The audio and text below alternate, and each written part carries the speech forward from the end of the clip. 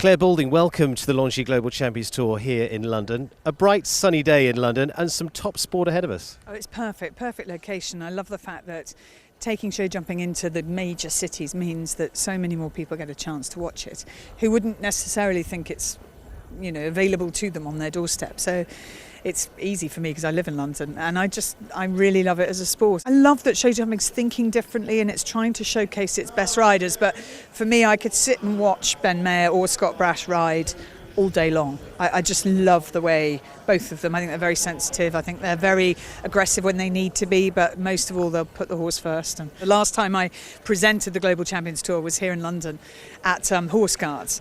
And I remember looking up at this restaurant and thinking, God, I'd love to be up there. One day, maybe I'll be up there. So getting to just watch it as a fan from up here, it's a very nice way to do it. It's a very nice day in Prospect. I mean, and as well here, I mean, the Chelsea pensioners out here, you'll have been to the likes of the flower show here as well. It's great to have them all a part of it. Yeah, and I think it shows the imagination as well. The fact that you don't, yes, this is quite a big space and it's probably got more room than is strictly necessary for this arena to be able to drop in.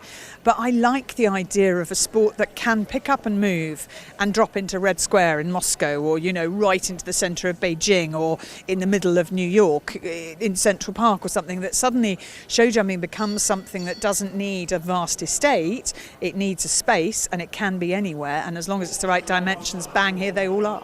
Absolutely, very different. Over the days we go to Miami Beach, we are going to New York, of course, later on the season. It's a bit different to when we started broadcasting it. Yeah, but I mean, all these things change and adapt, and I genuinely, I look at the rota for the GCT and I think if I was 20 and starting again, it's what I would want to be doing. There was a girl that came to me and said, oh, how do I get into your world of broadcasting and what would you do? I said, there's one thing I would do if I was starting again, it would be Global Champions Tour, because it's perfect. You've got enough going on and it's long enough, taking you to all these really glamorous locations. You've got the same team of people, so there's a familiarity to it that the audience can latch onto. Same, the standard of the horses is really high. You're going to see the same names, and I just think it's a very modern way of doing a very traditional sport.